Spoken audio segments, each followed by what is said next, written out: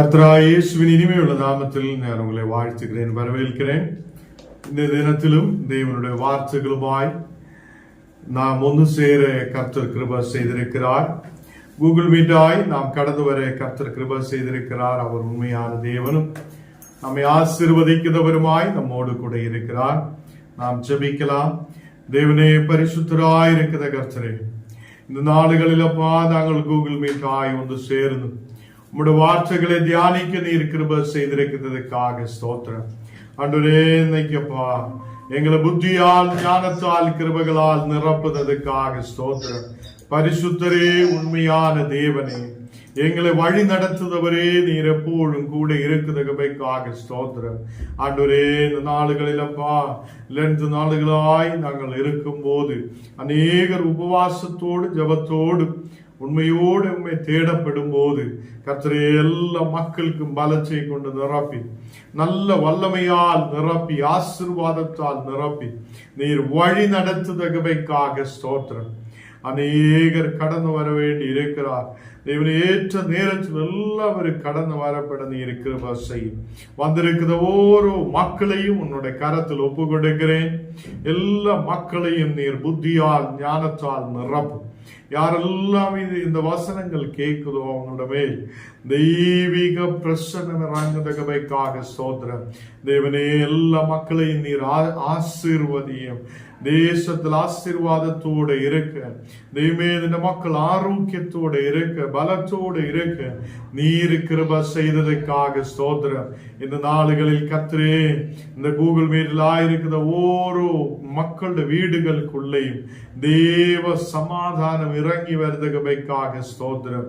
ஒரு தெய்வீக சமாதானத்தால் நிரப்பும், தெய்வீக பிரசனத்தால் நிரப்பும். நீர் கூட இருந்து வழி நடத்துவதற்காக ஸ்தோத்திரம். இயேசுவின் நாமத்தில் பிதாவே, ஆமேன், ஆமேன். கர்த்தர் நம்மோடு கூட இருக்கிறார். இந்த நாடுகளில் உங்களை பார்க்கிறதுக்காக தேவன் கிருபை செய்திருக்கிறார். நேற்று தினத்தில் நாம் தேவனுடைய ஞானத்தை குறித்து நாம் தேவனுடைய வார்த்தையிலிருந்து அநேக காரியங்களை கவனித்திருக்கிறார். பரலோகத்திலிருந்து தேவனுடைய ஞானத்தை நமக்கு எப்படி பெற்றுக்கொள்ள முடியும் என்றும், தேவனுடைய ஞானம் என்றால் என்ன என்றும் இந்த நாளுகளில் நாம் வாசிச்சு படிக்கிறார். 1 கொரிந்தியர் 1ஆம் அதிகாரத்தில் இருந்துதான் நாம் இந்த நாளுகளில் வசனத்தை தியானிக்கிறார். என்றால் கூட கொஞ்சம் கூட ஆழமாய் தேவனுடைய வார்த்தைகளை நாம் தியானிக்கிறதுக்காக இந்த நேரத்தை நாம் பயன்படுத்துகிறார். யாக்கோபு 3ஆம் அதிகாரம் അതിന്റെ 17ാമത്തെ വസനം നാം വാസിக்கலாம். யாக்கோபு 3ஆம் அதிகாரம் അതിന്റെ 17ാമത്തെ வசனம். பரலோகத்திலிருந்து வருகிற ஞானமோ முதலாவது சுத்தமுள்ளதாயும், பரலோகத்திலிருந்து வருகிற ஞானம் எப்படிப்பட்ட ஞானமாய் இருக்கும். அப்போ நாம் தேவனுடைய ஞானத்தை அதை எப்படி நமக்கு சம்பாதிக்க முடியும் என்றும், எப்படியெல்லாம் நாம் தேவனுடைய ஞானத்தை பெற்றுக்கொள்ள முடியும் என்றும் நேற்று தினத்தில் நாம் தியானித்திருக்கிறார். വളരെ ஆழமாய் நேற்று தினத்தில் கர்த்தருடைய வார்த்தைகளை கேட்க தேவன் கிருபை செய்திருக்கிறார். கர்த்தருடைய பிள்ளைகளை, இங்கே பரலோகத்திலிருந்து வருதா தேவனுடைய ஞானம், அது முதலாவது சுத்தமுள்ளதாயிருக்கும், பரிசுத்தமாயிருக்கும்.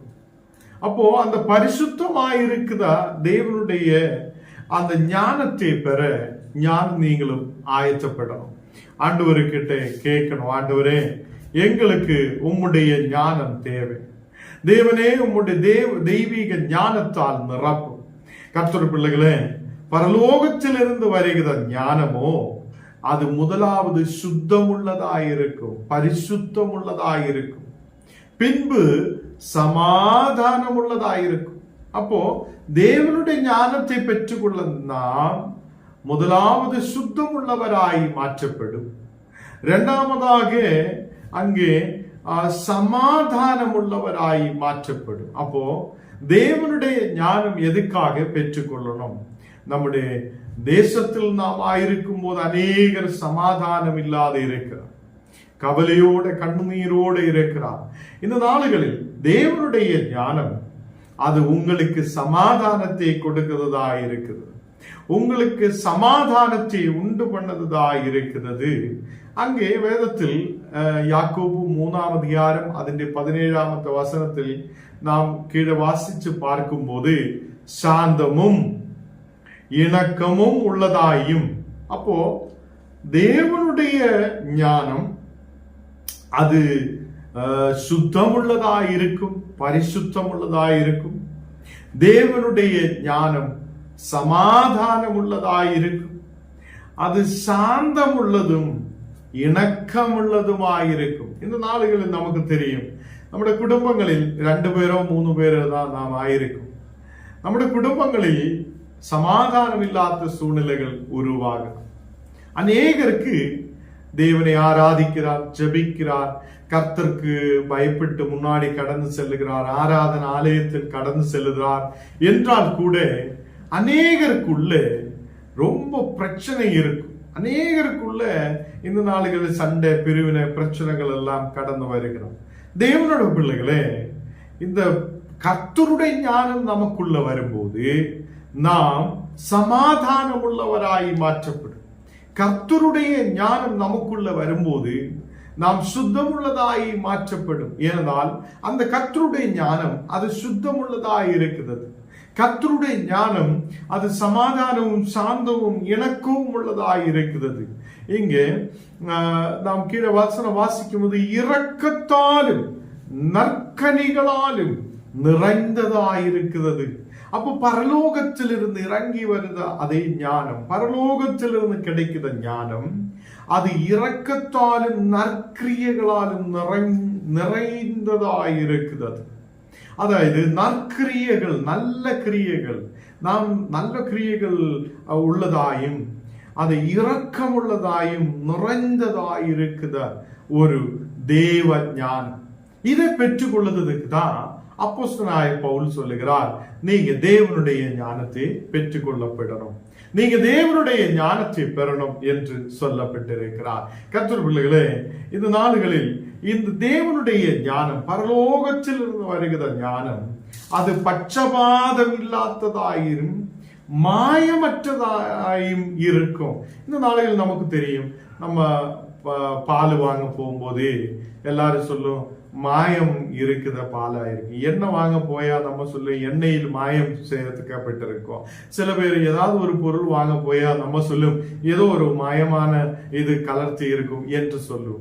இன்னைக்கு உலகத்தில் எல்லா பொருள்களிலும் மாயம் சேர்த்து அப்படி விற்கப்படுகிறார். அதே இந்த பரலோகத்தில ஞானத்தில் எந்த மாயமும் கலர்த்த முடியாது, எந்த மாயமும் அதில் சேர்க்க முடியாது.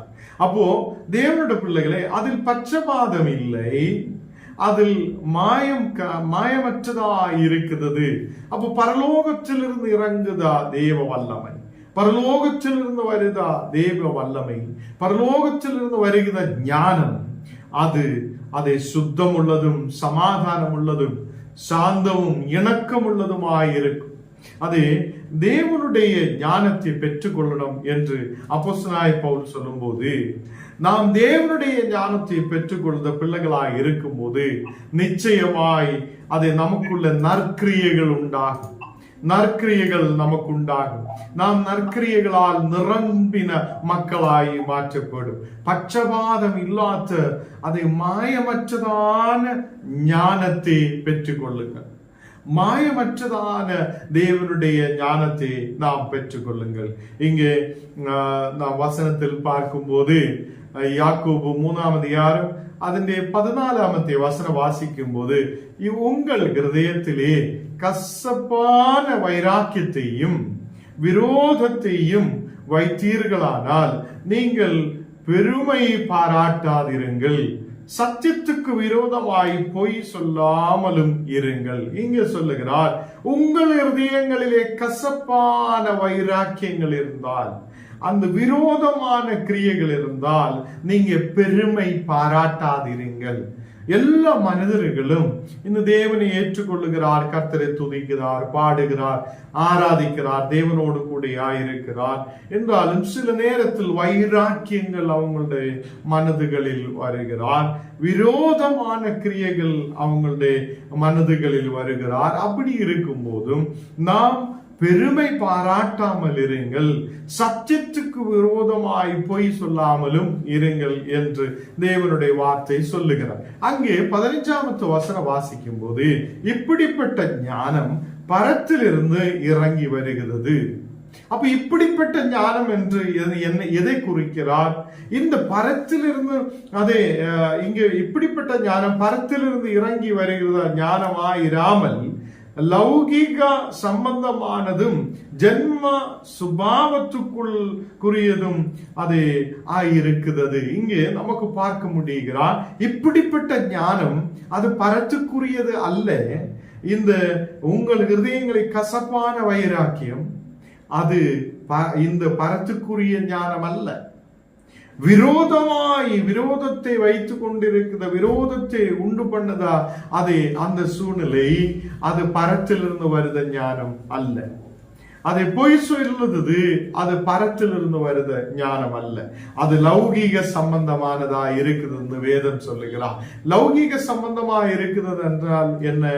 இந்த உலக பிரகாரமான சில அதே காரியங்களாய் இருக்கிறது என்று சொல்லப்படுகிறார். கர்த்தருடைய பிள்ளைகளே, நமக்கு இந்த பரத்திலிருந்து இறங்கி வருத ஞானத்தை தான் நாம் தேடும். அதே பரலோகத்திலிருந்து இறங்கி வருத ஞானத்தை நாம் தேடணும். பரலோகத்திலிருந்து தேவனுடைய ஞானத்தை நாம் பெற்றுக்கொள்ளும் போது நமக்குள்ளே கசப்பு, வைராக்கியங்கள், விரோதமான கிரியைகள் நமக்குள்ளே இருக்க மாட்டேன். நமக்குள்ளே அது அந்த பரலோகத்திலிருந்து வருகிற தேவனுடைய ஞானத்தால் சுத்தம் உள்ளதும் சமாதானம் உள்ளதும் சாந்தவும் இணக்கவும் உள்ளதாயும் இரக்கத்தாலும் நற்கிரியைகளாலும் நிறைந்ததாலும் அதே பட்சபாதம் இல்லாததாயும் மாயமற்றதுமான ஒரு நல்ல ஞானத்தை தேவன் நமக்கு கட்டளையிடுகிறார். அதை இங்கே லௌகீக சம்பந்தமானதும் ஜன்ம சுபாவத்துக்குரியதுமான அது சில ஞானத்தை, இந்த உலகத்திலே ஞானத்தை நாம் வெறுத்து விடணும். அதை நம்முடைய சரீரங்களில் இருக்கிற கசப்பான வைராக்கியங்களை நாம் வெறுத்து விடணும். நம்ம சரீரத்தை மாற்றி விடணும். விரோதத்தை வைத்திருக்கிறதுனா அது விரோதமான கிரியைகள் நம் சரீரத்திலிருந்து மாற்றப்படணும்.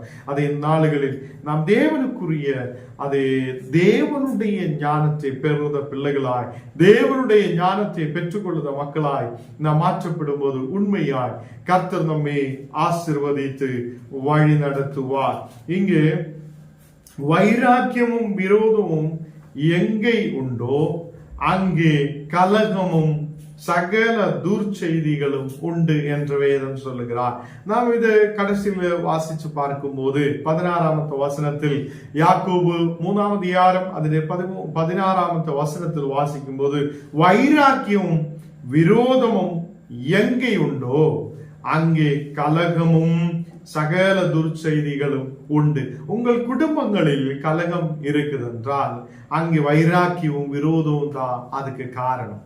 வைராக்கியமும் விரோதமுமான அந்த இந்த உலகத்துக்குரிய ஞானத்தை நாம் தூரே தள்ளிவிடணும். அது உலகத்தில் இருக்குத லௌகீகமும் ஜன்ம சுபாவத்துக்குள் இருக்குத அந்த ஞானத்தை தள்ளிவிடணும். அதே அப்போ வைராக்கியம் விரோதம் நமக்குள்ளே இருந்து மாற்றப்படணும். அப்படி மாற்றப்படும் போது சில பேரு ஞானஸ்நானம் எடுக்கும், சில பேரு தேவனுடைய பந்தியில் ஆயத்தமாய் வந்து கொண்டிருக்கும். அவங்களுக்குள்ள கசப்பும் வைராக்கியமும் விரோதமும் அநேகமாய் இருக்கிறதை நாம் பார்க்கிறார்.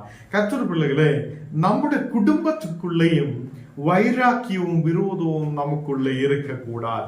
நாம் வைராக்கியமும் விரோதமும் வைத்துக் கொண்டிருக்கிறதால் அங்கே கலகம் உண்டாகும், சண்டை உருவாகும், அங்கே பிரச்சனைகள் உருவாகும். அதனால துர்ச்செய்திகளும் அங்கே வரும்.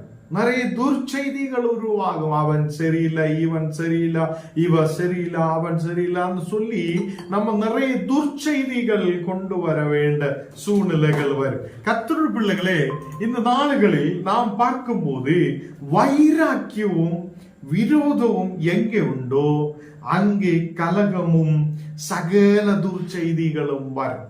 அப்போ நமக்குள்ள வைராக்கியமும் விரோதமும் இருக்கக்கூடாது. வைராக்கியமும் விரோதமும் நமக்குள்ளே இருக்கக்கூடாது. நாம் தேவனுடைய பிள்ளைகளாய் மாற்றப்படணும். தேவனுடைய பிள்ளைகளாய் நாம் ஆயிருக்கும் போது உங்களுக்குள்ளே முதலாக ஜன்ம சுபாவத்துக்குள் வருத ஞானத்தை புறந்தள்ளப்படணும், உங்களுக்குள்ளே தள்ளிவிடணும். அது என்ன? வைராக்கியமும் விரோதமும் உங்களுக்குள்ளே மாற்றப்படும். அல்லேலூயா. இந்த நாடுகளில் நாம் சொல்லட்டும், ஆண்டவரே வைராக்கியமும் விரோதமும் எனக்குள்ளே இருந்து மாற்றப்படட்டும், எங்களுக்குள்ள இந்த கலகம் மாற்றப்படட்டும். அது இந்த லௌகீகமும் ஜன்ம சுபாவமாயிருக்கிற இந்த ஞானத்தை ஆண்டவரே நாங்கள் தள்ளி விடுகிறேன். பரலோகத்திலிருந்து வருகிறதா, தேவனுடைய ராஜ்யத்திலிருந்து வருகிற பரலோகத்திலிருந்து வருகிறதா அந்த ஞானத்தை பெற, அது சமாதானமும் சுத்தமும், அதே சாந்தவும் இணக்கவும் உள்ள, அதே இரக்கவும் நற்கிரியையும் நிறைந்ததான அது ஒரு நல்ல ஞானம். ஞானத்தை பெற யாரெல்லாம் விரும்புகிறதோ அவங்கள் கண்ணுகளை மூடட்டும். நாம் ஜெபிக்கலாம். ஆண்டவரே, இந்த நாளுகளில் உம்முடைய வார்த்தை நாங்கள் கவனமாய் கேட்க நீர் எங்களுக்கு கிருபை செய்ததற்காக ஸ்தோத்திரம். ஆண்டவரே, பரலோகத்திலிருந்து வருகிற ஞானம் அது சுத்தமும் சமாதானமும் அது நற்கிரியைகளால் நிறைந்தவருமாயிருக்கிறது. இந்த நாடுகளில் தேவனே, ஓரோ பிள்ளைகளிட மேலும் பரலோகத்திலிருந்து வருகிற தெய்வீக ஞானத்தால் நிரப்பட்டு, தெய்வீக ஞானத்தால் நிரப்பட்டு இந்த மக்கள் ஆசீர்வதிக்கப்பட கிருபை செய்யும். தேவனே, எல்லா மக்களிட மேலும் தெய்வீக பிரசன்னம் இறங்கி வருவதற்காக ஸ்தோத்திரம். ஆண்டவரே, நேற்று தினங்களில் நிறைய பேர் கர்த்தருக்காக ஊழியங்களுக்காக காணிக்கைகள் கொடுத்திருக்கிறார். அந்த காணிக்கைகள் அனுப்பின மக்களுக்காக விசேஷமாக ஜெபிக்கிறேன். ஆண்டவரே, அவங்களுடைய குடும்பங்களில் 1000 இரட்டி நன்மைகள் உண்டாகட்டும். தேசத்தில் ஆசீர்வாதத்தோடு ஆயிருக்க அந்த குடும்பங்களை நீர் வழி நடத்துவதற்காக ஸ்தோத்திரம். நாங்கள் பிதா குமாரன் பரிசுத்தாவின் திரியேக நாமத்தில் அந்த குடும்பங்களை ஆசீர்வதித்து ஜெபிக்கிறேன். இனி மேற்கு மேல் உயர்ந்து வரப்படட்டும். இன்னைக்கு கடந்து வந்திருக்கிற எல்லா மக்களிட மேலும் தெய்வீக பிரசன்னம் இறங்கி வருவதற்காக ஸ்தோத்திரம். ஆண்டவரே, இனியும் அநேக மக்கள் இந்த வேத படனத்தில் கடந்து வர வேண்டி இருக்கிறார். ஆயத்தப்படுத்தும் எல்லா மக்களையும் இந்த வசனங்கள் கேட்கிறதுக்காக கொண்டு வருவதற்காக ஸ்தோத்திரம். விசேஷால் ஆண்டவரே, இன்னைக்கு வந்திருக்கிற ஓரோ மக்களையும் உம்முடைய கரத்தில் ஒப்பு கொடுக்கிறேன். ஆண்டவரே, பரலோகத்திலிருந்து வருகிறார் தேவனுடைய ஞானத்தை பெற்றுக்கொண்டு இந்த உலகத்திலே ஞானத்தை தள்ளிவிட்டு வைராக்கியம் கசப்பு நம் வாழ்க்கையில் இருந்து மாற்றப்பட்டு கலகமில்லாத நம் குடும்பம் முன்னாடி கடந்து செல்ல தேவனே நீர் கிருபை செய்ததற்காக ஸ்தோத்திரம். உம்முடைய பிரசன்னத்தால் நிரப்பும், தெய்வீக கிருபையால் நிரப்பும். இயேசுவின் நாமத்தில் தன பிதாவே, ஆமென்.